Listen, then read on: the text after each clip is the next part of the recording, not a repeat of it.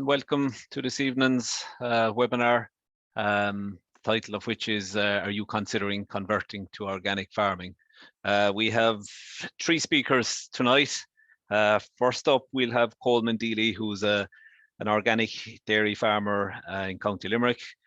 Colman converted to organics in 2019, so he has finished his conversion period as of the start of this year.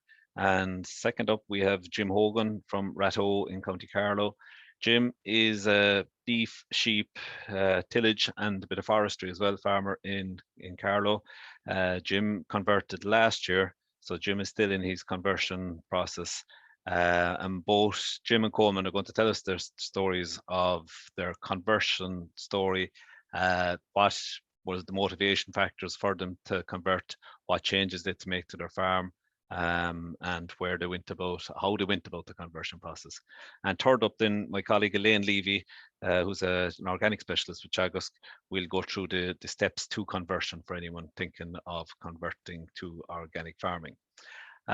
So I will call on Colman first of all to maybe Colman, if you could come in there, and we'll start. We're going to do the presentation slightly different. Colman is going to be more of a question and answer session, whereas Jim and Elaine will be doing formal presentations.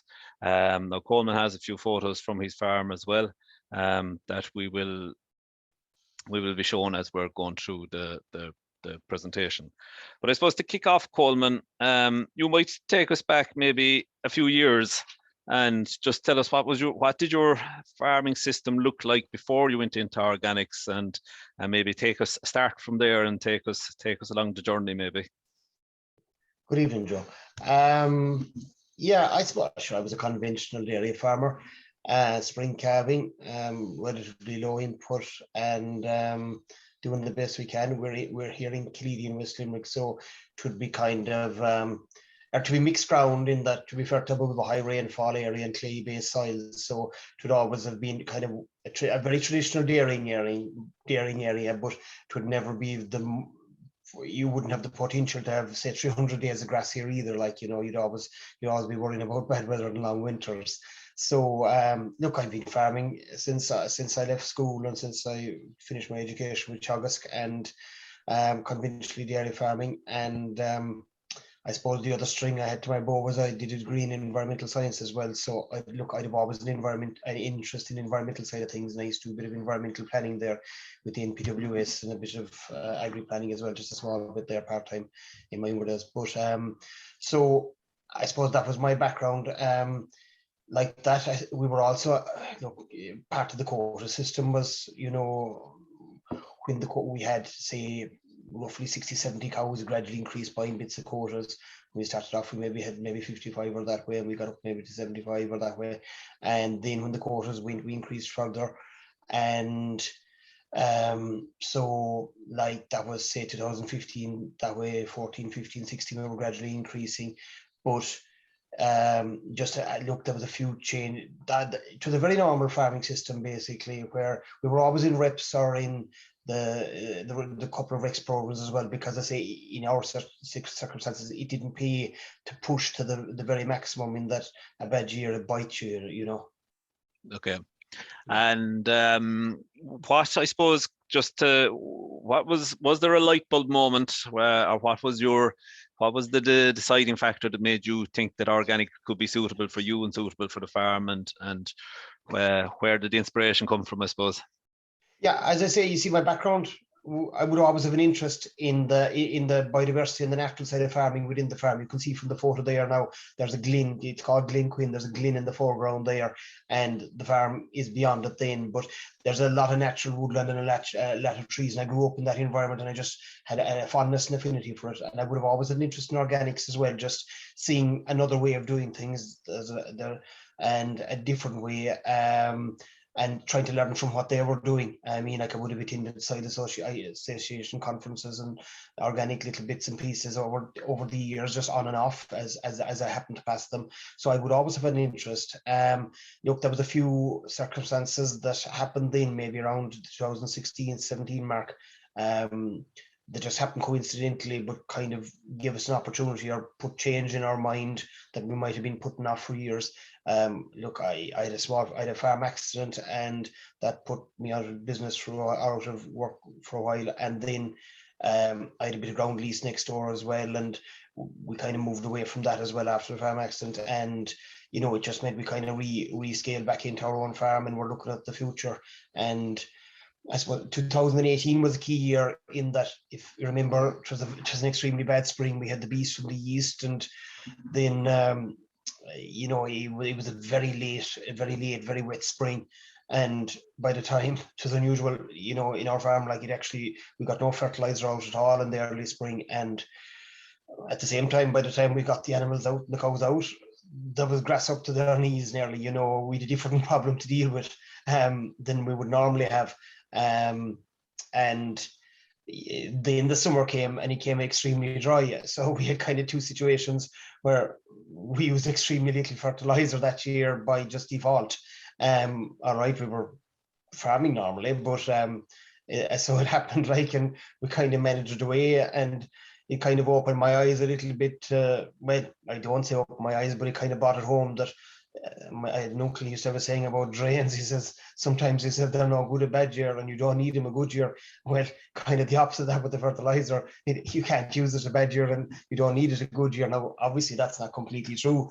But it kind of brought that way of thinking in, and we really started looking. So I did an organic course, it was on, and I'd say I was still recuperating from the farm accident. I'd help on the farm. So there was an organic course with Dan Clavin and Elaine above in Athenry, and I just did it. It was the 4 or 5 days. And again, picked up a lot of pieces, basics from that, and gave me a lot of foundation. And later on in the year, the organic scheme opened, and I was still very much undecided about this and just looking at it as a long-term thing. But it kind of opened only for 3 weeks. So you kind of had to make up your mind and say, am I going for this? Am I not? Because I had to get a plan drawn up and everything. And look, the way I looked at it was, look, I've 12 months of a kind of a free trial here of a probation, in that I'm not going to get any money from the department until next year. So I can basically withdraw from the scheme at any time and say, thanks, but no thanks, this is a disaster, or I don't like this, or it's not working out. So, and I, I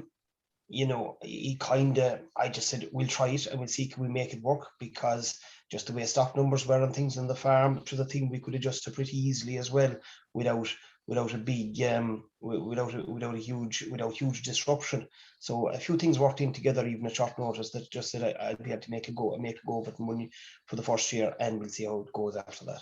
Okay, you kind of touched on bits of it there, but you convinced yourself that organics was the way to go. And where was your sources of information? Let's say, where was your go-to places to get that information? It's kind of different from conventional farming. You have to do a bit more digging to get organic information.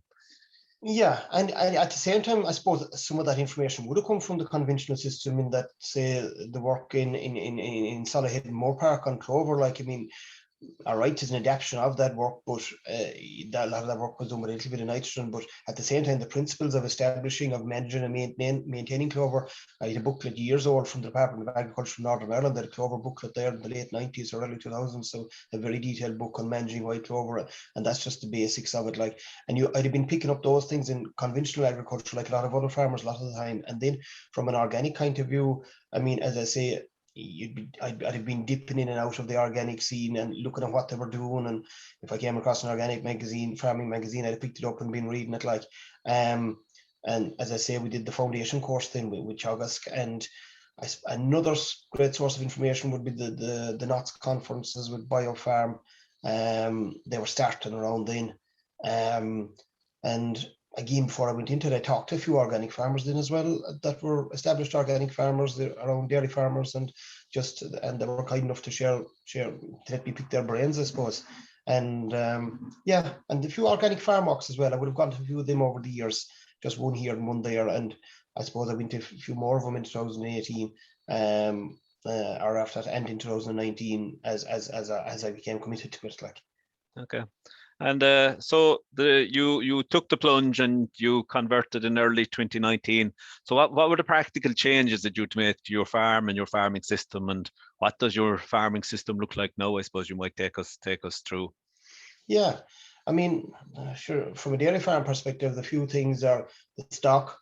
the stock, the grass, the housing. So starting with the stock, like I suppose one thing is the first thing that I jumped to mind is the misnomer about animal health and how you'd manage that. And that's just a picture there of this year's replacement heifers, and I'll explain about the breeding and things as well, or just put a note in the breeding. But the animal health, I suppose, in 2018, again, it was a very unusual year. It was very dry, and it was, but we were also watching what we were doing. And I was trying to reduce dosing gradually. Like, we had come from a background of, we'd used all the dosing programs, dosing every month, dosing every 5 weeks, 7 weeks, depending on the products, the ivermectins, all those we were using back over the years. Like, and yet I've been trying to reduce that gradually through, but in 2018, I just took a dung sample every maybe month or 6 weeks from June on, and they kept coming up negative. And eventually I chickened out. We were going away on holidays in August, and said, geez, I don't want these getting bad cough or a bad scour when I'm gone, like, or whatever.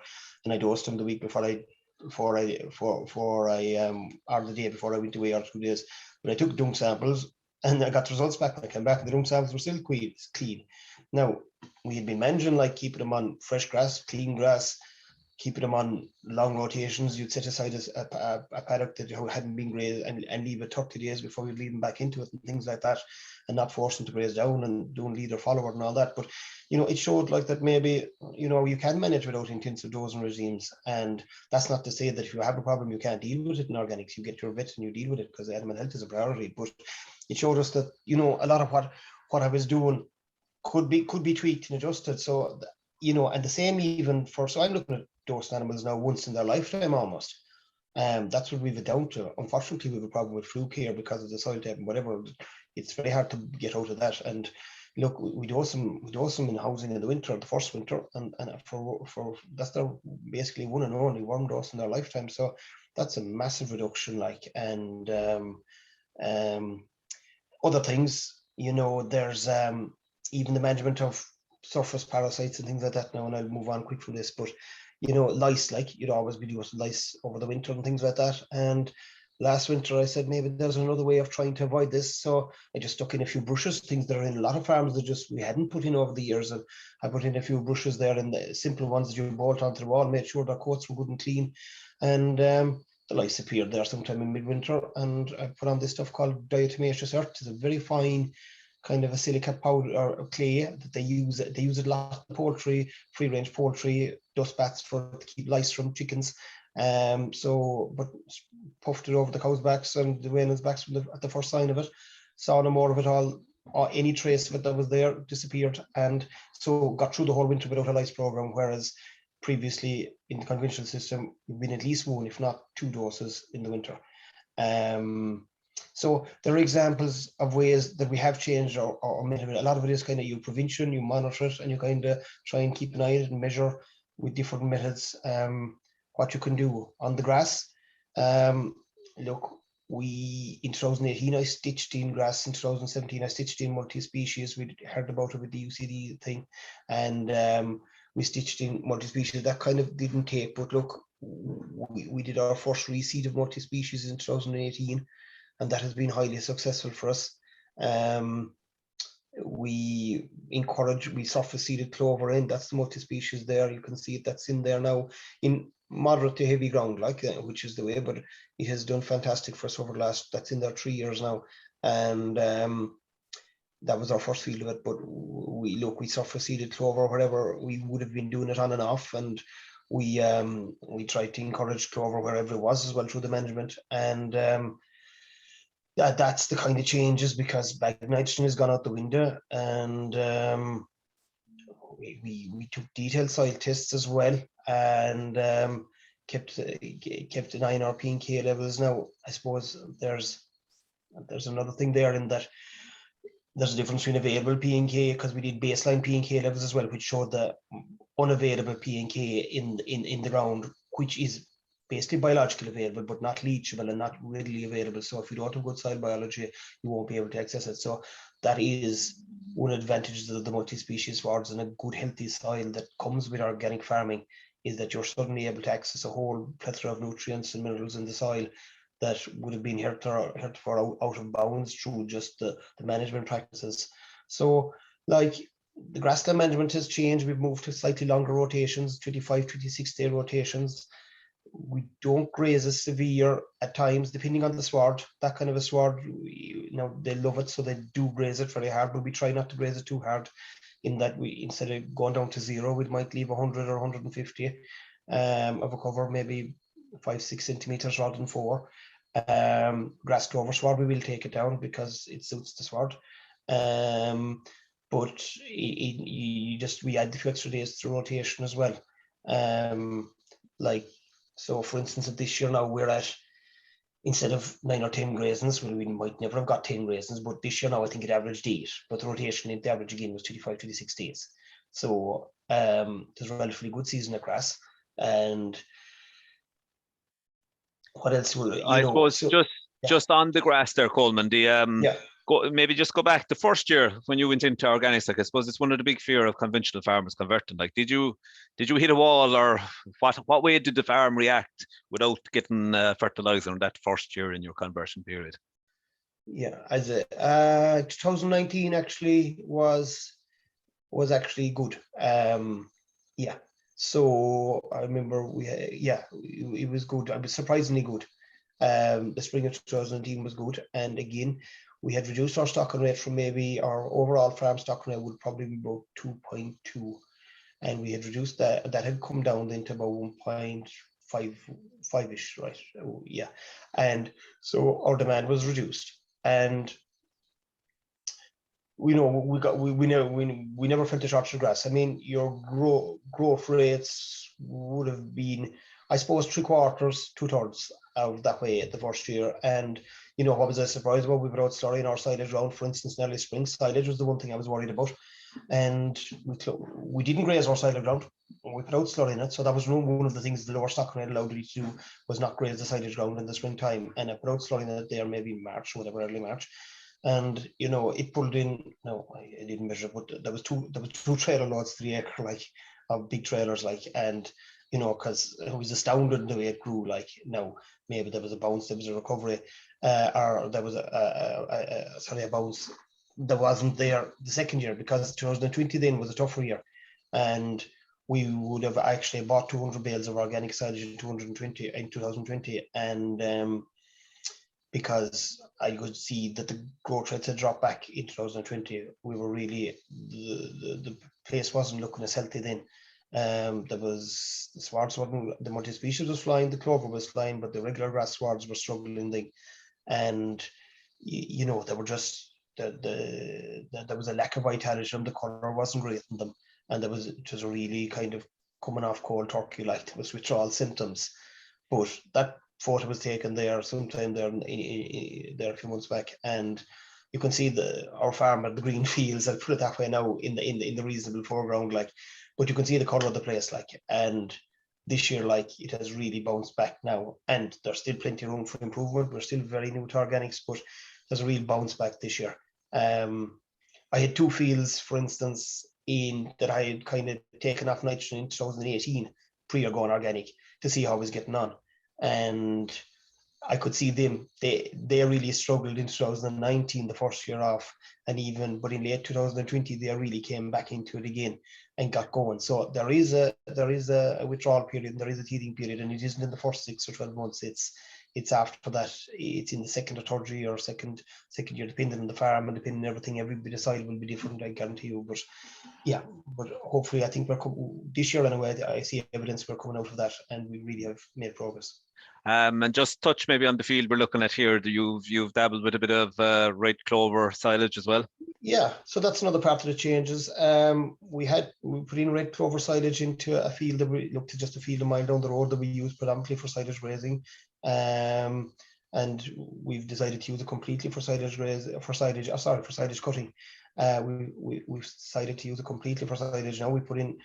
We had stitched in red clover there, and we got a again in 2018, and it got a reasonable take. But red clover is the thing I learned below at Stuart Kingston's, like, it's you're either all in or you've no business in it, because you are dependent on it. It has to produce a crop, so you need a good sward of it to establish. It doesn't tiller like white clover. It will gradually reduce over time, depending on how over the years. So you really need a good establishment. So look, just cut low there in 2019, just cut too low, buy a more, and that really decimated it. So we just went in and did a full reseed, plowed it up, and did a full reseed of red clover. There's not scattering of chicory there because there was a bag above in the yard. We were running a bit tight and seed. I mixed it through it, but basically that has proven very well. It's the end result now. This year was its first full year in production, and sorry, 2020 we received it. 2021 was its first year, so it did over the 20 bales to the acre, over 4 cuts. Look, and honest measurement, it grew about 12.5 tons. Now that's there. I cut it first the 31st of April. You can see it there, or the 30th of April, sorry. You can see it there, and the first 2 cuts were light. I cut it again in June, cut it in a heavier cut in August, and a good heavy cut again. Actually, it went to October, just the way the year went this year. We kind of left it go as long as we could, so as not to have a heavy cover over the winter. So the second 2 cuts, the third and fourth cut, were heavier than the first and second, the way the year went. But I suppose the second cut, like the growth was very slow there in May, and that's a bricks reading for anyone that does it. I suppose I'm involved in a group, the Danube group. It's a little EIP project, and it's looking at transitioning from conventional farming, from conventional agriculture to a more biological system. Now, 12 of the farmers, 10 of them, or 12 of us started off conventionally, 2 of us went organic, the other 10 are still conventional, but one of the things we do is we measure bricks readings, and that was taken off that crop there the 30th of April, and I've never seen as high a brick reading on grass. It's a measure of the sugars and the nutrients in the grass. And now I have got that silage tested there earlier, but I haven't got the earlier this week, but I haven't got the results back yet.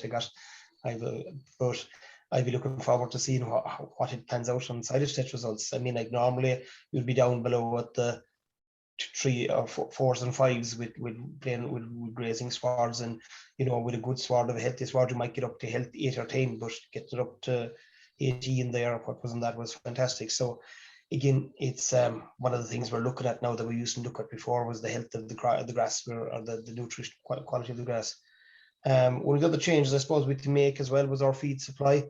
Since we've gone organic, this is picture primarily what we use now. It's a pea and barley mix. It could be oats and barley, it could be oats and beans, but it's got buy it direct from another farmer. That's what I find is the best method. Get it rolled and treated and buy it direct from another farmer.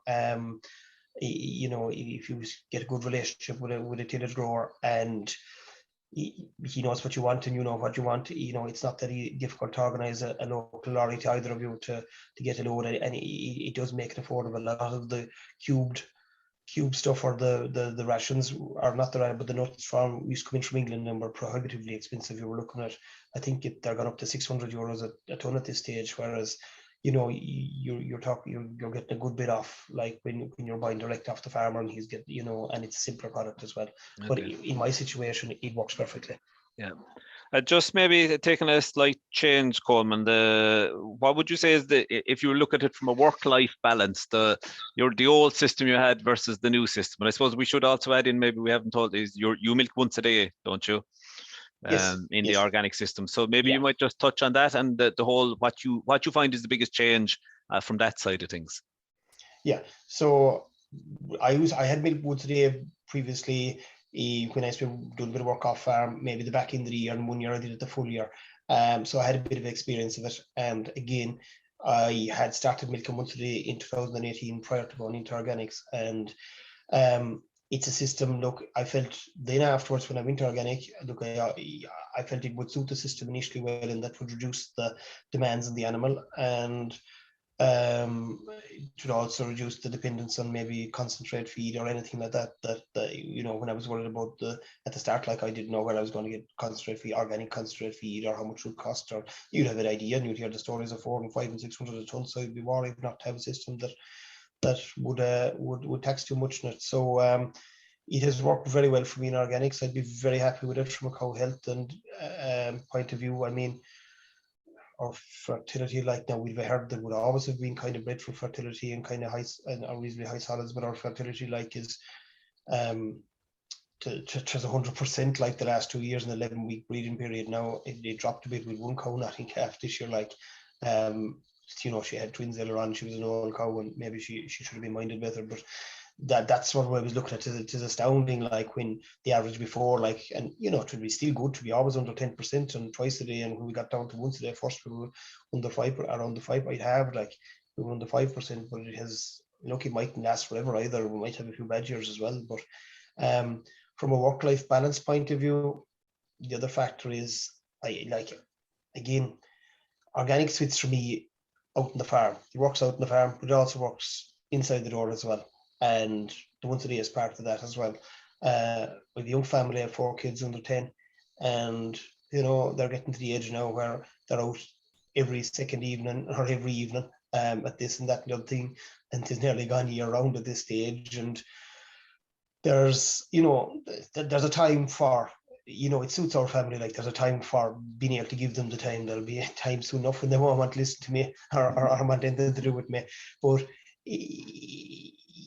the whole thing has become a very enjoyable way of life. Whereas I suppose previously there's a danger that there can be a lot of work pressures and a lot of and I'm not saying this now. I'm careful what I'm saying this, because I was farming conventionally for a long time, but you can find that the pressure can get, the work hours can be, especially in a farm where you're on your own and a one-man operation, the hours can be long, and that goes for any self-employed business, but the hours can be long and unrelenting, and it can kind of take over your life, and you become kind of just a robot in the system, or I became a kind of a robot in the system, where I was always kind of just having to do this and having to do that and having to do the other thing. Whereas with organics, one of the things about it is, as you alluded to earlier, you probably have to work a bit harder to source your information and to make your own plans. And there's an awful lot of different systems of organic farming out there, even within, say, dairy farming. There's all different types of systems, and a lot of them work equally well and suit the farmers in different ways. So you kind of have to do a lot more work to map your own destiny. And in a way, I suppose it can be, maybe some people could see that as being very stressful, but it can also be very stimulating and very empowering. And so I have found it a very rewarding experience, watching the farm change and watching, you can actually see the soil improving. You can see the soil reacting better in both dry weather and wet weather. You can see everything has a bit more time and a bit more space, whether it is the animals, whether it is the land, or whether it is me. And everything is, I find it a very pleasurable way of farming, I'll put it that way. Thank you. And I think that's a nice note to end the discussion on. Thanks for that, Colman. I'd just like to make people aware, I never said at the start, that if there's any questions, there's a question and answer function at the bottom of your screen. Type your question in there and we'll probably deal with all the questions and answers at the end of the presentation. So I'd like to say thanks to Colman, and he'll be available for taking questions there at the end of the 3 presentations. So Jim, we might invite you in now, Jim, to give your presentation, if you don't mind. Welcome, Jim. Yeah, just 1 second now, share the screen. Yeah, can you see that there now? Perfect, Jim. Yeah. Yep. Okay, so yeah, just I suppose I'm farming here with my father, Seamus, in County Carlow, and I'm married and I have 3 kids. James is 14 and Kate is 12 and Park is 10. And I was given them ages because like Colman, I suppose when I was thinking about organics, I was also thinking about dairying, and I suppose with the dairying, I was going to have to take out a loan to put up a parlour, and then you're milking morning and evening, and we're the same. We're heading to football matches and hurling matches and that, and the evenings are you're going 2 ways out the gate. So I suppose that's why one reason why I kind of swung more towards the organics. So yeah, we've beef tillage and sheep here, and some forestry as well. So I converted last October 20. I converted. Now I didn't convert all my farm. I still have some tillage ground on an out farm that I rent off my brother, but it's 8 miles away from the home farm here.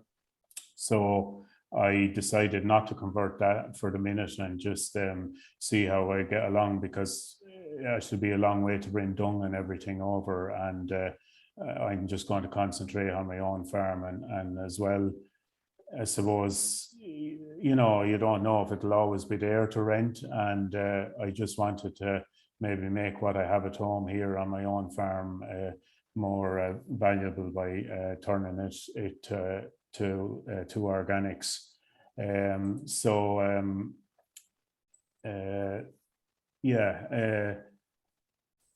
why did I convert to organics? Well, I suppose we had Hereford cattle here. We still have Hereford cattle here. We were crossing Hereford and Simmental cattle. So they'd be a very hardy breed, the Herefords, to be healthy and easy calf, and we never gave them a lot of meal anyway. And we didn't vaccinate, and we had all straw bedding and a lot of dung anyway. All our sheds were straw bedded. We have one slat unit, but they only eat on the slats and they go back and lie on the straw. And we didn't spread a lot of fertilizer either on the grazing ground. Now we would on the silage ground, we'd go with maybe 3 bags of nitrogen on silage ground, and the grazing ground you'd possibly go with maybe 2 bags to the acre, maybe at the start of the year on the driest ground, just to get the grass growing. But after that, we wouldn't be putting anything out on silage ground at all. In the tillage side of it, we always pulled wild oats. If we could at all, bar a field go out of control, but we always would have pulled the wild oats and tried to keep the fields clean, and we would have been doing, you know, a good rotation when we had the grass as well. And we never used pesticides. A neighbour has bees here on the farm, so we were always conscious that maybe by using a pesticide that we might that might affect the bees as well. So we never did that either. So also Pat Lawler, who was farming organically there for over 20 years, he's Kilbacon Porridge. Pat would be a relation of mine, and I suppose Pat would have been a big influence on me, because I was always interested in what he was doing. And I suppose we saw the way Pat and Lily and their family grew the business up through the years, and they were Pat to be very passionate, and he was always very positive in, he was always sure that organic was the way to go. And I would have gone up to Pat to a farm walk, and I would have been very impressed with his crops and how clean it was. I was expecting to see some weeds in the fields of oats or something, and they were as clean as any field down in Carlow here that you'd be spraying. They were great, and I would have had a good chat with Pat about converting and just picking his mind on it and that. So I suppose what Pat would have said to me as well, and would have always stuck in my mind, was that if you look after the soil will look after the crop. So you're looking after, rather than looking after the crop, you're looking after the land and the soil, and it'll look after the crop. Also I would have, I remember going to a farm walk on Jimmy and Eddie Mulhall's farm in Laois. I was in school with Eddie, who was a year behind me, but I would have gone to that farm walk, and that could have been maybe I'm not sure now, but it could have been 4 years ago or that. And I just went on up to it, and I was very impressed. They had converted in 2001, and the business grew as well. And I just remember the passion that Jimmy had that day too for organic and for what he was doing. And now he has an abattoir on the farm, and he's killing his own beef. And he was going to markets with his produce, and he's actually has a shop in Carlow now as well, an organic shop in Carlow. So you couldn't but be impressed with what they were doing. So also Flavins back in October 2019 had a meeting down in the Horse and Jockey, where they wanted to try to promote the growing of organic oats. And I suppose one thing that hit me from that meeting was that they had to a third of what oats they needed for the Irish market, they had to be imported. And I couldn't get over this in Ireland, like, you know, with all the good tillage land we have, and that they were looking for people to grow oats that time. And they were, I think that year they were paying about €350 a ton. And I suppose ordinary conventional oats that year was about €150 a ton.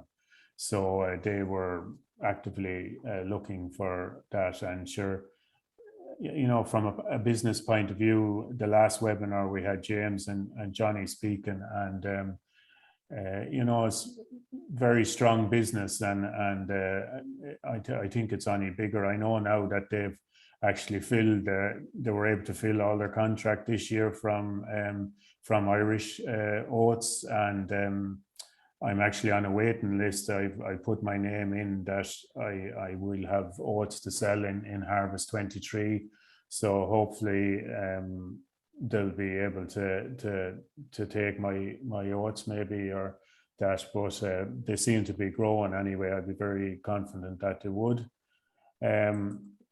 So also I would have looked at a lot of organic videos, and one video that I would have been very impressed with was Ross and Amy Jackson, and Ross's brother Alan would have done a video there, which I think was done through Waterford Whiskey, where they would have, it's on YouTube, and to be showing how they're looking after the soil, and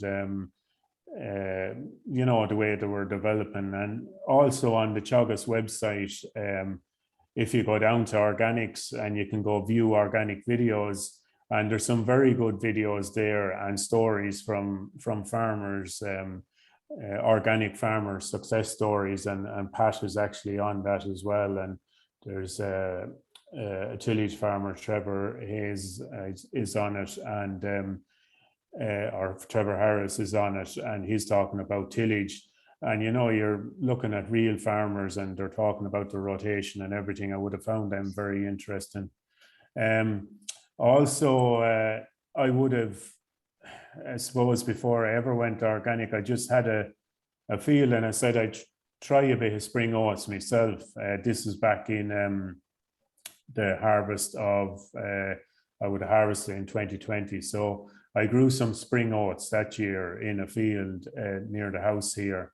And I just sowed it with untreated seed that I got off my merchant, and I sowed it. And I remember that year it was particularly, it was to get spraying done in the ordinary in the rest of the farm. Like the weather wasn't great, and I was rushing with the sprayer here, there, and you'd be looking for an opening to go spray.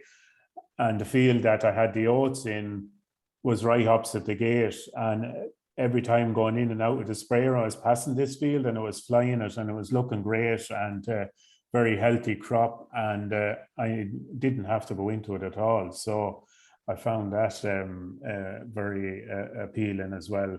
And I ended up that year getting 2 tons to the acre off it after. So I was very happy with that. So I would, and I would have also just had a chat with my Teagasc advisor about that. Now, at the time I decided to convert, the grants weren't out, but that was last year. The grant wasn't really opened for definite until this year, but I suppose it was there that was going to be coming out.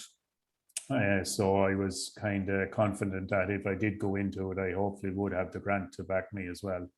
So yeah, so I did decide then to convert on the 1st of October last year. And the reason I picked that date was that I would have, my idea was that if I wanted to sow winter oats for 2 years' time in the tillage, if this when you convert, so if I started my organics in last October, so then in next October, the 2 years from your conversion, it's the crops that are sown after that date is what can be sold as organic. So if I had left my conversion till this March, it would have meant that if I wanted to put in winter oats the previous year, I wouldn't be able to sell them. So that's why I kind of picked October as my conversion date, that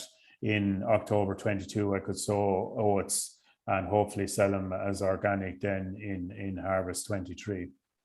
So also from a cattle point of view, what you can sell as organic is anything that is calved 3 months after you convert. So I kind of thought that the day of the 1st of October meant that then any calf that was born after the 1st of January could be sold as organic. So just in my head, I had that any calf that was born in 21 would be the first cattle that I could sell as organic beef. So that was a kind of another reason why I picked that. So so yeah, before I converted, then I think you have to plan. It's very important to plan. You can't just decide, okay, I'm going to convert. So like, it was to sow my red clover, to be able to get silage this year, I needed to have that red clover in. So I sowed red clover the previous, I think it was the previous August. I reseeded a field and I put red clover in some of it. And then in the other side of it, I put in a bit of multi-species as well. So that was growing. And I actually, before my conversion date of the 1st of October, I actually sowed some oats as well, winter oats in. And the reason I did it that way is just I wouldn't have to buy organic seed, because basically, no matter if you decide to convert on the 1st of October, anything you do before that date doesn't matter. So you could spread the world of fertilizer or whatever. It's only after that date that your organic kicks in.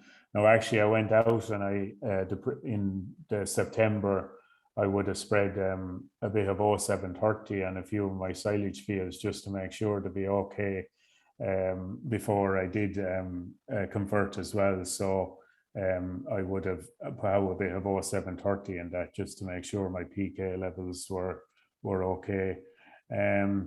So yeah, that's really before I converted. So just to go on the different enterprises, I suppose with the beef before and after, we would have had, before I converted, we had about 80 suckler cows and we would have been rearing them to beef.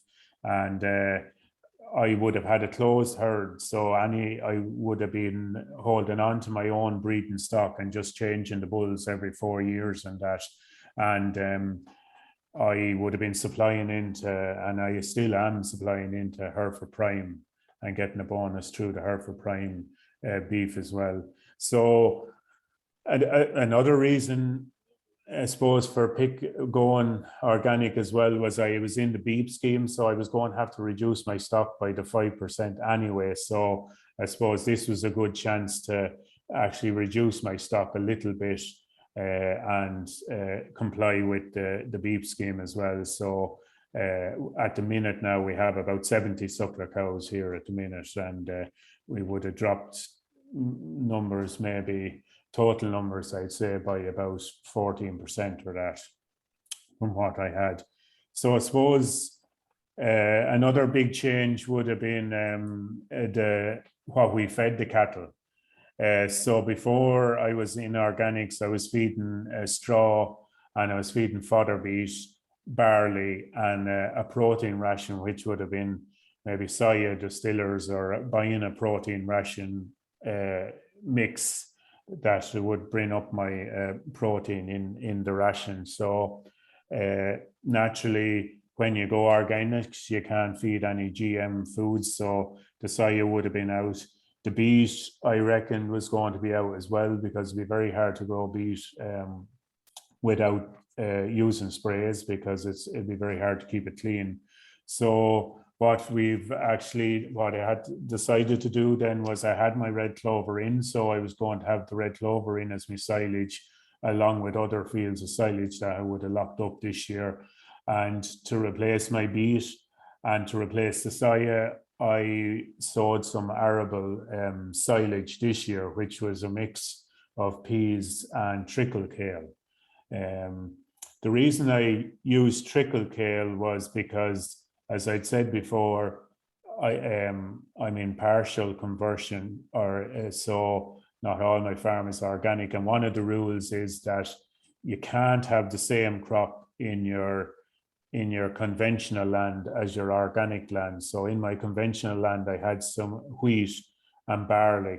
So I wasn't able to, I actually thought I would, but I wasn't able to mix in wheat with the peas, and I wasn't able to put barley in with the peas. So I thought the trickle kale then was the way to go. So I ended up having to import trickle kale through Fruit Hill Farm down in Cork. They imported it. I think it came in from Germany, and it would have been delivered here to my yard. So I ended up having to get that organically. The peas, I ended up getting a derogation, and I was able to buy untreated peas off my local merchant, because we couldn't source them organically. So that's why and that did very well for me. I was very, very happy with it. I paid a lot of it, and then I left about 11 acres in the last field. I took the headlands off it with the herbicide, and I left 11 acres in the middle, and we combined that, and I had that then as a kind of a ration as well.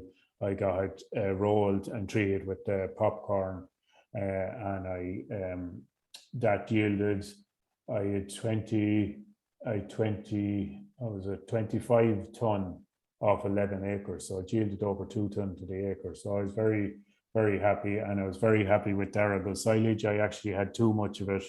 It filled the pit, and we had to go to another pit, and I wasn't planning on putting the combine into 11 acres. I was only going to leave maybe 5 acres, and the pits were full. So that's why I ended up using the combine. So also I'm feeding a bit of rolled barley as well in the ration, whereas normally I would have been feeding the barley, so I couldn't feed the barley. So I held on to my oats as well, and I roll in them, and so they're on a ration then of arable silage, red clover, a bit of ordinary silage, and then the peas and the trickle kale in the arable silage. So also then in the beef side, when you go into organics, you have to do our health plan. So you would sit down with your vet, and you would put down a health plan. So I would have drawn up a health plan, and we would have put down on it. We actually put down on it that with dose if we needed through a dung, following a dung sample, with if we needed to, we would dose, and that I would dose the cattle when they would come into the shed on a health grounds. Now, having said that, I haven't dosed most of my cattle haven't been dosed at all. They were doing great. I just couldn't. I'm flabbergasted with this, because normally what we were doing here was we dosed in June, and then we dosed again in August, September, and we dosed when they came into the shed. And this year I was holding back and I didn't dose, and I had one batch of cattle that an animal got sick and he had bad lungs, and when we got in that batch, they were on one particular, there was about 20 or 25 cattle in it or that, and when we got in the rest of them, they were all coughing, so the vet did think that it'd be worth giving them a worm dose. That was in I think it was late July, so I did actually give them a worm dose, but everything else didn't get a worm dose at all. And all the young stock that would have been born during the year, they haven't been dosed. And when I went to get in the cattle, I actually bought some white dose, and I have it in the shed, but I see no need to use it yet. They're clean behind and they're not coughing, and I don't know if I'm going to use it. I don't think I will. I might take a dung sample maybe some evening, just let them out in the yard and take a dung sample. And you're not allowed to use the ivermectin, as Colman was saying. I used to use some ivermectin or Raporon, so you're not allowed to use that. It kind of has to be mostly down the neck. So in the sheep side of things, then what I was doing here was I used to buy in-store lambs. So I was buying in-store lambs in July. I was fattening them then over the winter, and I would be selling them then from probably December, January, February, and the last of them in March. So we looked at this system, and I suppose I would have had to buy in organic lamb, and that would be very hard to do. So the kids actually had about 10 ewes of their own, and we decided to, rather than buying in lambs this year, before I went into the organics, I went out and I bought 30 ewes on top of the 10 I had, and I held on to a few of the ewe lambs that I had left over from last year. So this year now I have 50 ewes going to the lamb, or going to the ram, and I didn't buy in any lambs at all. So what I'm hoping to do is to it's great to have some sheep around to graze if you reseed a field or just to clean up a field. I think they're good to have around, and it was great with the kids to have them. The kids were able to manage them. I suppose when I grew up, we had ewes lambing here, but we were always tying pallets together and putting up pens, and the thoughts of doing that. So we went out and we just bought some pen and gates off Cormac Equipment, and that was a great thing because they're so easy to set up in a shed, and I just found it so easy, and it made the job a lot handier, and the kids were able to work them and open and close them and that. So I found that good. So that's what we're doing. So the sheep as well haven't been dosed. I didn't dose any of the sheep at all. I did give them a click in July, which was on my health plan because to control for maggots. So I did do that, but that's the only thing they've got all year, and they're totally perfect. There's no bother on them. I didn't vaccinate any of the ewes or nothing, and I'm getting on perfect with that.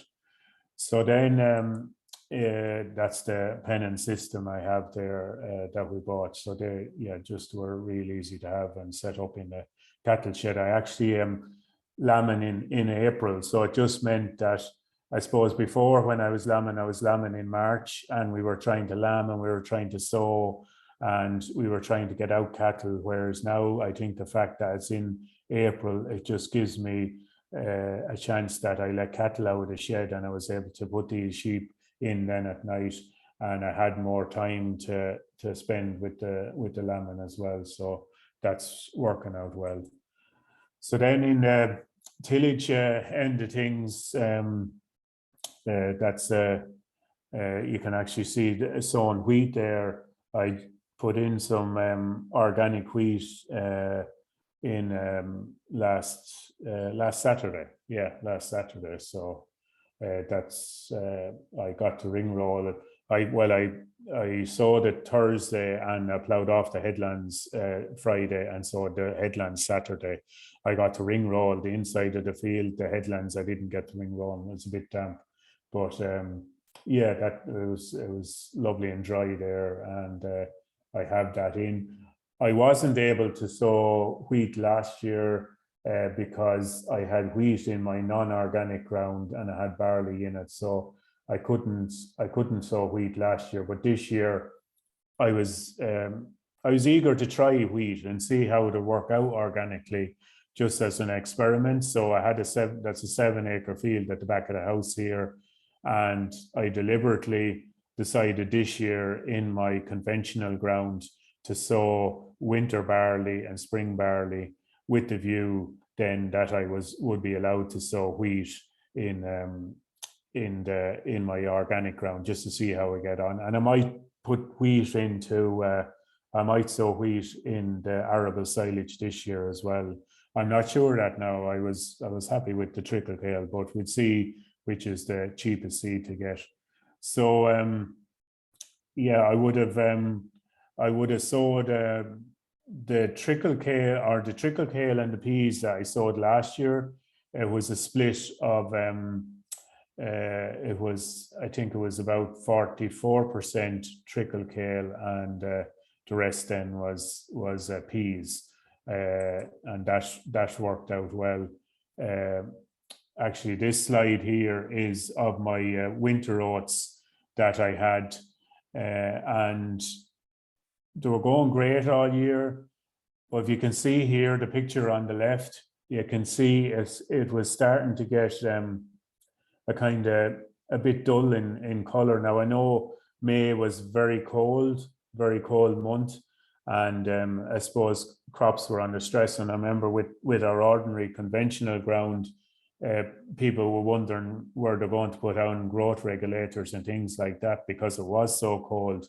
But this anyway, it started to go a bit yellow, so I was getting a bit worried about it, and but there was nothing I could do about it anyway. So, but as you can see, 2 weeks later, this is what it turned out like, and it was ended up yielding a 2.7 ton after, which I was delighted with that. I was delighted with that. I couldn't have asked for more. But as I said, I was worried about it there. But then within 2 weeks, the colour had come back in it, and it might have been just maybe the different soils in the field or something. But the crop stayed healthy, and as I said, it yielded after. I also had oats sown. I had oats sown after what was beet I had last year in another field, spring oats, and it yielded just over 2 ton. And I had a field then it was a lay field that had been in silage for years, and I ploughed it this year in the spring, and we put oats into it, and it only yielded 1.4 tons. So I was a bit disappointed with that, but my father would have said that, years ago when we used to have tillage crops in that and be able to use sprays and fertilizers, he still couldn't get a good yield out of that field. He just said it's not a good, it's not a great field. And but also I think, it takes energy, it takes to break down the sod, takes up, it takes, what would I say, it kind of takes from the crop as well, having to break down the soil. And I was on a farm walk there during the year, and Ken Gill in Offaly there, and what he was doing was he was ploughing the field in August. The grass, he was ploughing up a field of grass. He was ploughing it in August, putting in fodder rape and getting a lovely crop of fodder rape, grazing it over the winter. And then he was putting in his spring oats, and he was saying that the fodder rape was helping to break down the grass, and he was getting a better yield out of it. So yeah, I just had to be careful with as I said, when you have an organic and non-organic ground, you just have to be mindful that you can't have the same crop in the two places. And I used to have a bit of grass in the ground that I'm talking about, that's away from home, the conventional ground, and I had plowed all that up because I wasn't able to have grass. But there was about 2 acres in the top of a field, and it's full of springs, and it was very wet, and I was going to just leave it in grass and just top it. But you can't do that because it can't be on your aerate form as having grass and having grass in your organic ground as well. So I ended up having to actually plow that up and sow it as well. So you just have to be mindful of that as well. So yeah, that's the arable silage there, and that's it being harvested. And as you can see, it's a very clean crop. There was one field, there was a few docks came up through it, but I ended up just pulling the 3 of us went ahead one day, and just over about 2 or 3 hours, and we just pulled a few and put them into a bag, and they were easy to pull. But as you can see, it ended up being very clear, clean, and it was very hard to even walk through it. It was so thick. So I was delighted with that as well. So yeah, how am I getting on since?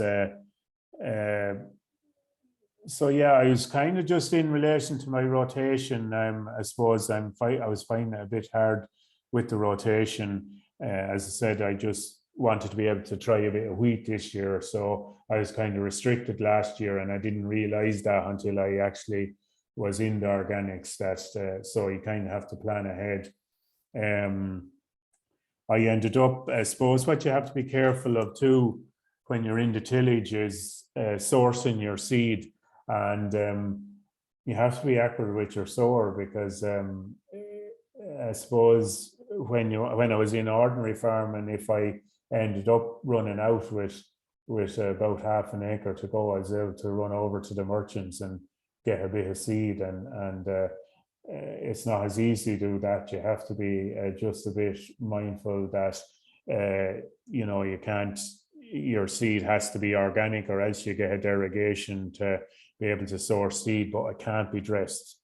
If you get a derogation, it can't be dressed seed, so it has to be seed. So if you're booking, if you can source a certain type of seed, which I think Husky this year now couldn't be got organically when we wanted it, so I got a derogation to get Husky seed, but it had to be undressed Husky seed. So you'd have to let the merchant know well in advance that he'd be able to let who he'd be getting the seed off to know that he wanted some untreated seed, because most of it coming in would be treated. So just in relation to my yard, when you're going organic, you have to show a map of your yard. So because I had a bit of non-organic ground as well, and I actually had a sprayer press, I had to mark off a shed in the yard on my map of where I kept my sprays, and that's where I have to keep my sprays. And also on the map, I ended up just marking out the house and the around the house, just that, and my parents' house, that if they wanted to spray the pats and that there's no benefit really having the house and the garden in as organic ground, because you're not going to be making money out of it. But so you're able to mark that off the map as well. I'm just conscious of time there, Jim. We might do 2 or 3 minutes. Yeah, okay. That's just a picture there of fodder rape I'd sown there, and it ended up with the oats coming up through it. And I suppose if I had been ordinary farmer, I would have gone and sprayed it, but the cattle are eating the oats now before they eat the thing, and some of it is actually shot out and they're doing great on it, and I'm not feeding them silage because they're eating everything. That's just a shed at home. Just if you see here, you can see I have a step in some of the sheds and I don't bed the steps. So if you have a shed, you're able to just an ordinary shed, put a step in. I think it works out well. And just I suppose from the future, I just basically wanted to maybe make it that if my kids wanted to farm, that I had hopefully be passing on a better farm to them, and that there might be more things open to them by having an organic farm. Maybe if they wanted to go down other roads, that there was more options open to them by having an organic farm. So that's everything. Just the plan, I suppose, is the one thing I'd say. You have to plan the whole time. Okay, so thanks for that. Thanks a million, Jim. Fantastic presentation, fairness. If anyone has any questions for Jim, you might just type them into the question and answers, and I might invite Elaine in. Elaine is going to go through Elaine's got the short straw here. She's to go through the boring stuff of the paperwork, but I think you're just going to keep a quick short synopsis, Elaine. Is that the gist of it? Yeah, absolutely. Because I know, I think both Jim and Colman have my work done for me. They went through very much how their steps to organic conversion. So I'm not going to give you a PowerPoint because we're going to be doing, the plan is for our next webinar to concentrate more in relation to organics and the organic farming scheme. So I suppose if we're to go through what we've heard from both Colman and Jim, things that you need to consider, like before converting to organics, is like if you're in a crop system, can you incorporate a grass clover break in the rotation? And we've heard from both of them in relation to that. Do you have a source of on-farm nutrients is very important. And basically you really have to ask yourself, can you see yourself farming without pesticides and chemical fertilizers?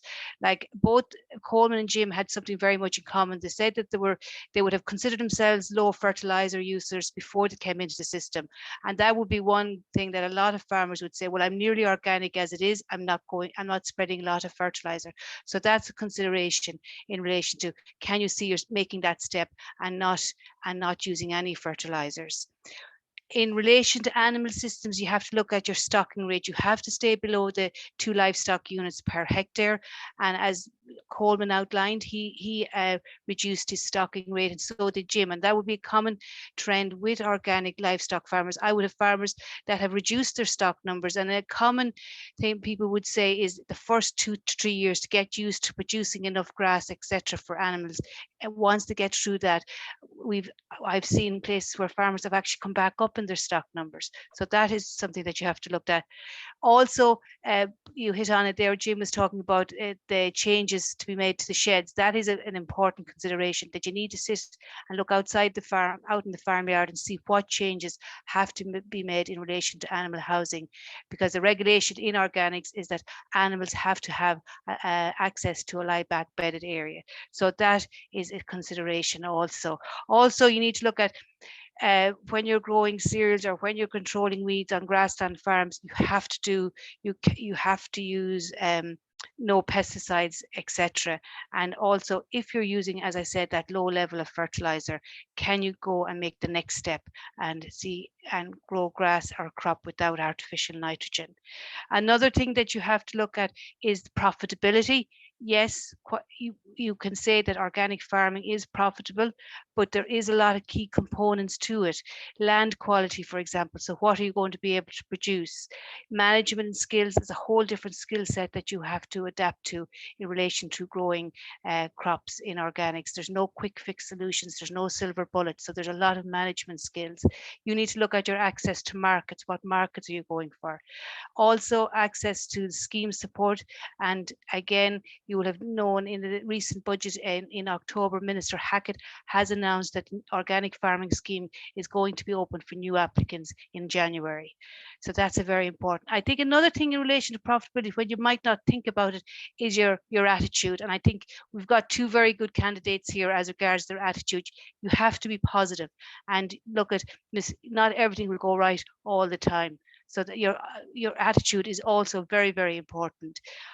In relation to then, maybe the next step is to investigate it. And you, Colman said, and both Jim said that they attended farm walks. Teagasc and the Department of Agriculture for a long number of years have an organic demonstration farm walk program where you can go and see organic farming in practice in all the enterprises, and all going to plan.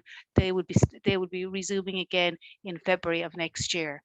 Also, there are rules and regulations to organics, so you need to be able to familiarize yourself with with the organic regulations and standards. So what changes you have to make.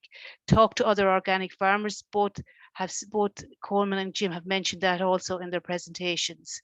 Then number 3 is you have to look at the market. So what are the options? And very quickly, you have processors for all the organic produce that's being produced. You can look at direct sales. Some farmers have added value and are going direct to the customer.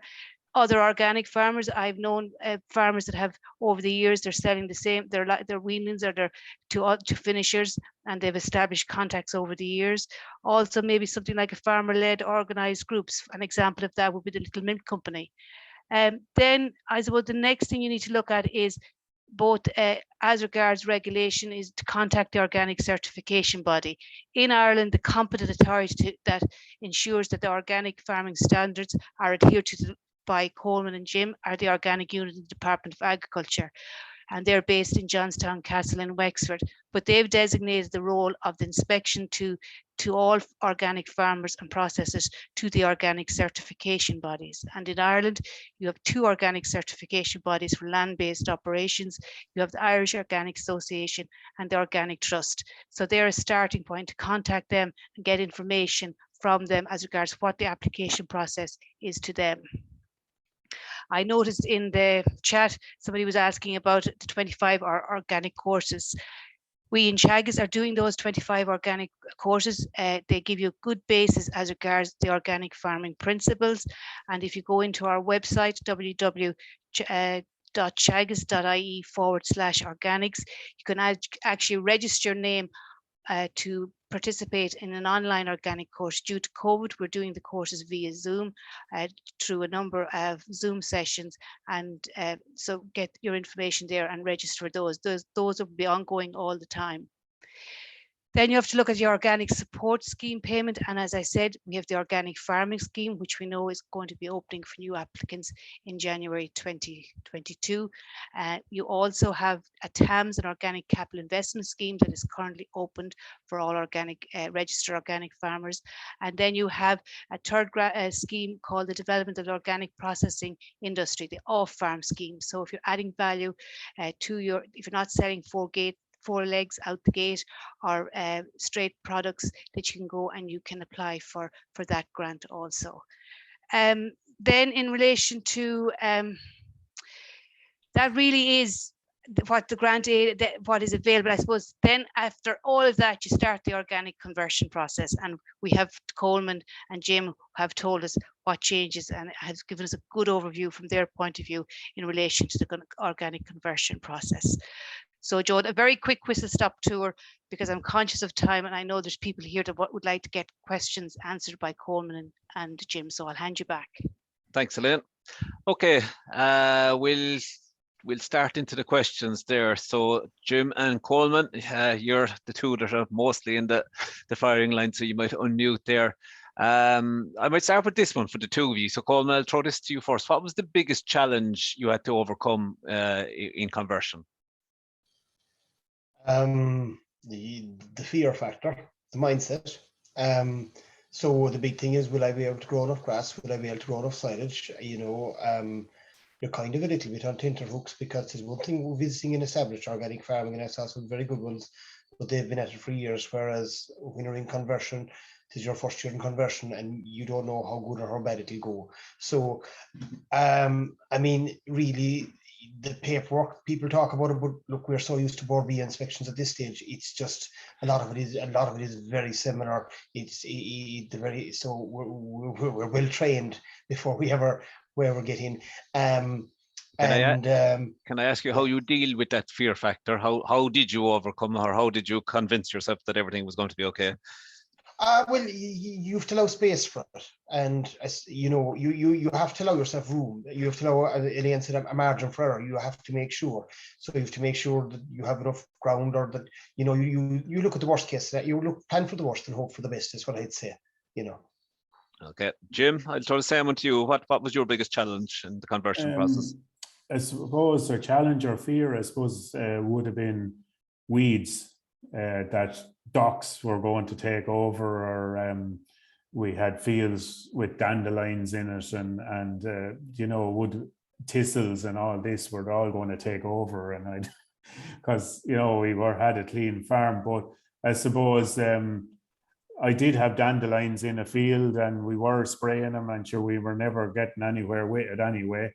They were always coming back the following year. So I actually said to Pat Lawler, what does he do with the dandelions? And he says, why do your cattle not eat dandelions? And I ended up leaving the cattle on it that little bit longer, and they ate them all. And I suppose having been able to look at a field and not mind a few thistles, or you can top, so it's not and I was also told, whether it'll happen or not, that docks, number one, they won't come as much when you're not putting fertilizer on them, as when you're not bursting out the fields, and secondly, that over time they'll come sweeter, and that the cattle will eat them anyway. So I still have to, that might take a few years, I don't know. But I suppose, that would be my fear, that weeds will get out of control. But I think if you're able to rotate, and the fact that I'm in tillage, I'm happy that I'll be able to control that. And that's, so that would have been a fear or a challenge, or that. So. Okay, thanks, Jim. Colman, next one for you. I'm going to put two questions here together for you. One is there enough of a milk price difference between conventional and organic in your opinion? And the second one, from a profitability point of view, how does the conversion to organics compare with your previous system? So maybe you might take the two of them together. Well, sure, I suppose the first thing we'll say is, sure, any farmer worth his salt would say the prices are very bad, but really there is a margin, I suppose. It's tight enough, to be honest. Now, I'm on a once-a-day system. I would have averaged, I'd say, 46 cent, getting paid 46 cent on a constituent basis for my milk. I mean, I'm in Spring Calf and I'm supplying the little milk company, and their price rose during the year. So it started out very much only barely ahead of conventional, and conventional prices have risen. So it's risen a margin, but it's basically only 2 cents ahead of conventional all year. Which is tight. I would have hoped for better. The fact that I'm milking once a day means my solids are up. I get a good price, but there is just the rough go of it is up to 60 cents for winter milk. But again, that's a much higher cost system. I don't do winter milk. We're not set up for it. It's a different system.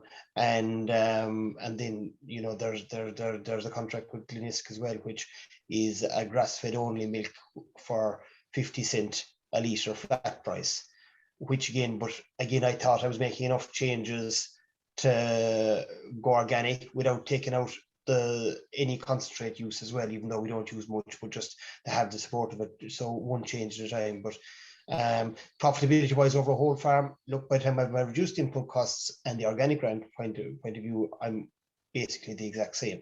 So but I have a better quality of life, a more enjoyable farm, and I'm making the same amount of money. Okay, so while you may not be much better off, you're no worse off, and the quality of life is much improved. Okay. Just on that, Joe. Yes, Jim. Just on the crops there, I had done figures, and I'm comparing my conventional and organic and ordinary land. My winter wheat would have paid the best, but the winter oats bet all my winter barley in a margin, and bet the spring barley as well, and nearly was within €20 of a margin per acre of my spring wheat. And that price that I'm going on there is not an organic price, is the feed and oats price of ordinary, because I'm not selling organic at the minute. So that's putting my oats at a price of about $1.94. So from what I can see, if I can get an organic price, I'm going to be making more money out of winter oats. Even the spring oats now, I know one of the fields was bad, but the other one wasn't too far off the barley either. So, but if I'm going to be getting double the price for my organic oats, it's going to surpass my winter wheat and my spring wheat and any other crop. Now, I know you can't keep going with winter oats, you have to rotate, so you have to allow for your red clover, but when you're doing it in conjunction with the beef and rotation, I'm very confident, having done this year, that I'm able to make money out of the tillage end of it. Okay, thank you, Jim. Elaine, going to fire you on the spot here.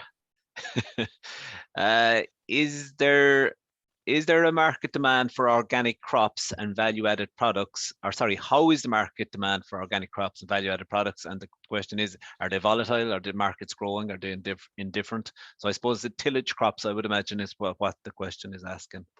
Yeah, there is the simple answer. Yes, there is a growing market demand for it. Let's see, for the value added products, such as I would have a number of farmers that have started milling their own wheat, etc., into flour, and it seems to be a very area that there's good growth and good potential in it. In relation to talking about, Jim had mentioned there, in relation to the likes of flavins for organic oats, they did reach their targets this year, and it's on a contract basis at the moment. But having put that aside, there still is a big market demand out there for on-farm feeding, and there's a huge demand needed for the sector, for the likes of sheep producers, cattle, livestock producers, all the sectors there is a big demand, a big shortfall in relation to feed for them in the organics. And just while you're on, Elaine, just another question here. Jim said he chose October 1st to start. If you decide to take up organics in 2022, how long before you start conversion?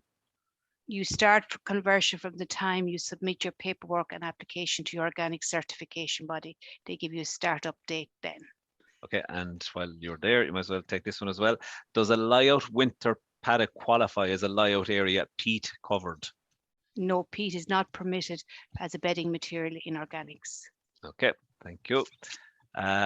Colman, back to you. There's a few here now. I'm going to put you together. You've kind of touched on this, but maybe you might just clarify it again. If in a dairy spring calving system, do you have to supply milk all year round, or is there other contracts that you can get? And you might also take this one. What calving system do you operate? So they're both tied in together there. So yeah, we haven't really changed our calving system. We've probably gone about a week or 10 days later, all right. Again, trying to avoid having to milk off silage or having to feed high levels of concentrates. Now, with good quality silage, which we're making better and better quality silage, I think we could actually pull it back a bit again, but that's a different matter. So we have a spring calving system, starting calving mid-February, and a 10-11 week calving period. And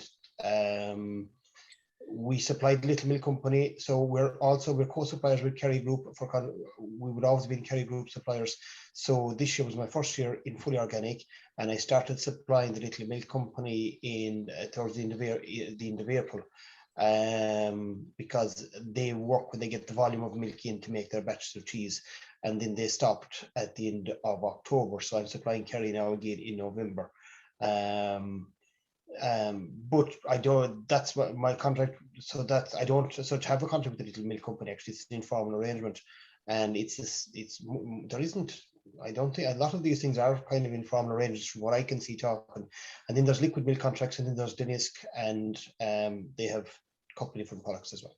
Yeah, I suppose just to clarify, the Little Milk Company process most of their milk into cheese, which is why they don't need a 12-month supply of milk. Just while you're there, Colman, what type of dairy stock do you recommend? Breeding of cattle, Which breed? Breed. Yeah, look, it's horses for courses. Somebody said once, if you're going to be milking cows and all your life you'd want to be milking cows you like. So that's the first bit of advice I'd give to anyone, whether they want Jerseys or Holsteins or anything else. Like the cows that you're going out to. Everything else, you get good cows in every breed and you get bad cows in every breed. There's pluses, minuses in all breeds. We have traditionally, because we were spring calving and block calving, we would have focused on fertility and solids and animal health as well. So we would have a background, you know, could have been traditionally come from black and white. We'd have bred a lot of Norwegian Reds because we were very based on the results from Teagasc and Moore Park in the early days. And we'd have a little bit, we'd have some New Zealand breeding in as well, New Zealand Friesian. There was a small bit of Jersey. I suppose I moved away from the Jersey over. I didn't use very little Jersey, but there's some but there, and there will be some Kiwi crosses as well. We use them for easy calving.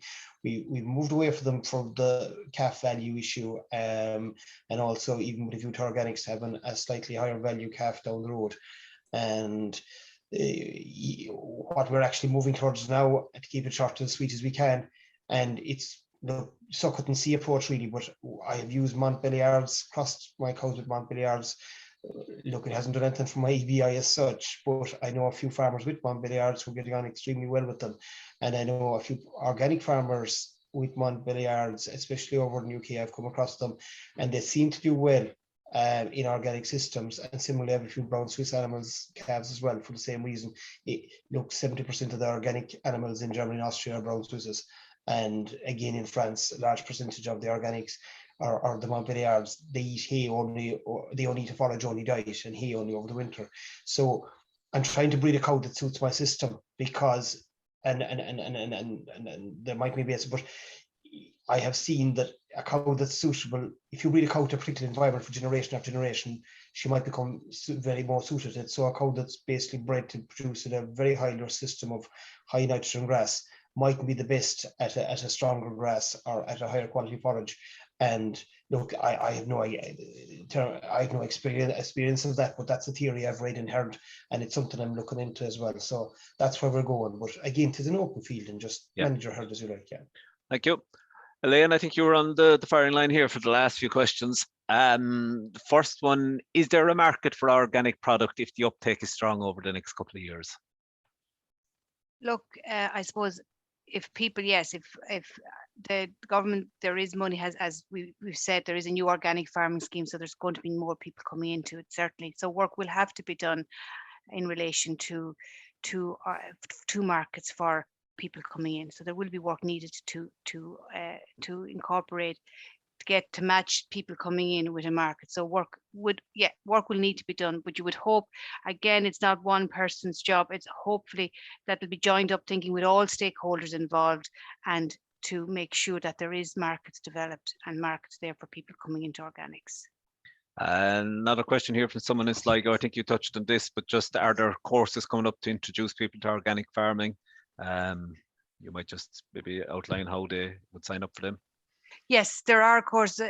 Ourselves and Teagasc are doing courses. We're doing online courses, and as I mentioned, you can go into our website teagasc.ie /organics, and you can register online for a course coming up. So we're doing courses all the time. So yes, they would be being rolled out. We're finishing 2 courses at the moment before Christmas. We'll be starting them again in the new year. And I suppose also to mention the National Organic Training Skill Nets also are course providers for the 25-hour course. There's a question here. Will the size, I think it's the farm size under the scheme, would small farmers be allowed into the scheme under a hectare? I think is what the question is. For grassland farms, it's 3 hectares.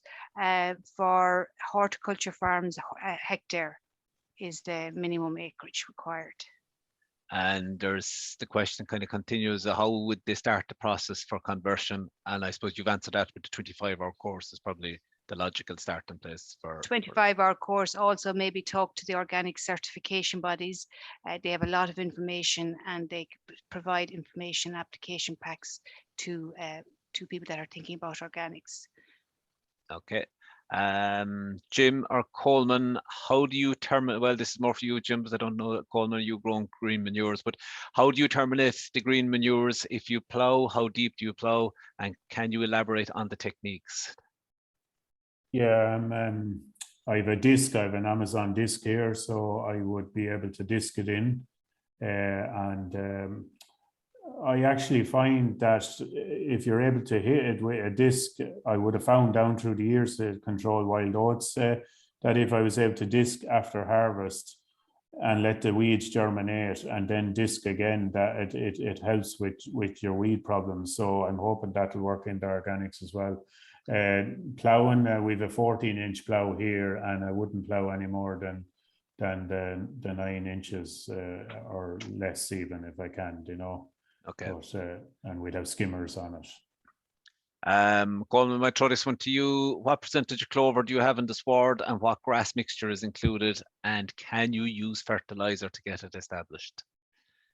What percentage clover? Look, there's a huge variety. Some swards have very little clover, and actually, what I would see 3 years now into organic is there's a pile of natural clover coming back into it, or the clover that's there is spreading and becoming way more lush, with just through management and through time and through giving us the opportunity. So then there would be, look, you'd aim for, I won't say as much as possible. The type of ground we have is clay ground, so clover won't take over. It's not sandy ground. Clover won't take over. So as much as possible, I mean, you'd be hoping for 40, 50, 60% in July, August period. But in the springtime, or it's there now, but in the springtime, it won't form as much a percentage of the sward.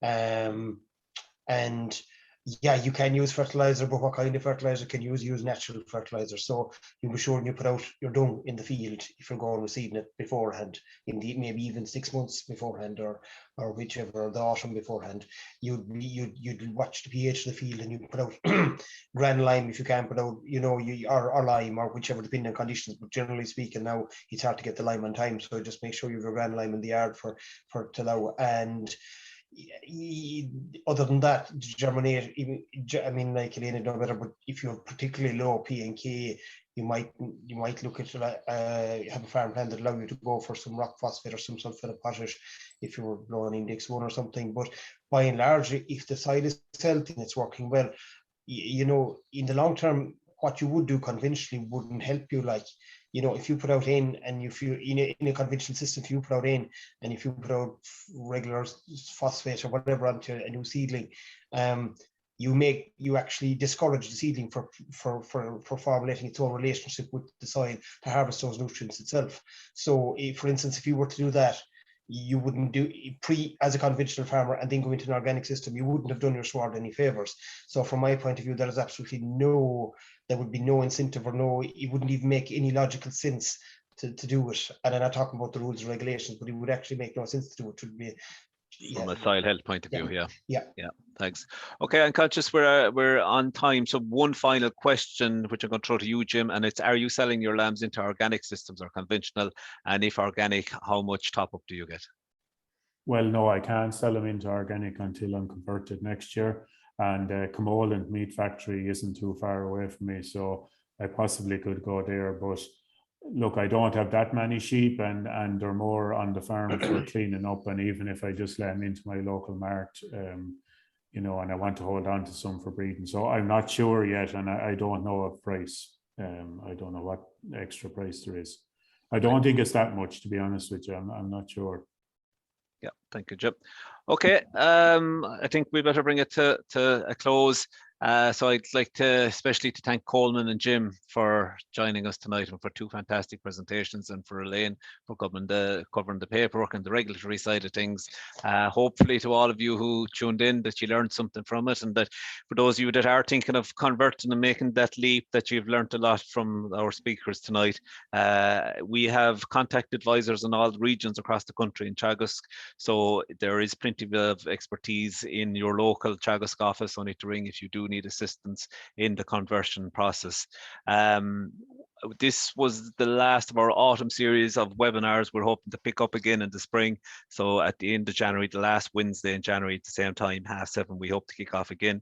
There's one comment here in the questions asking, could we do future talks for vegetable growers and horticulture? Yeah, and that is in our plans for the spring, that we hope to do some bit of a focus on one of those webinars on the horticultural sector. So thanks to everyone who tuned in tonight. Thanks again to our speakers, and we will see you all on the last Wednesday in January. Bye-bye. Bye to everyone.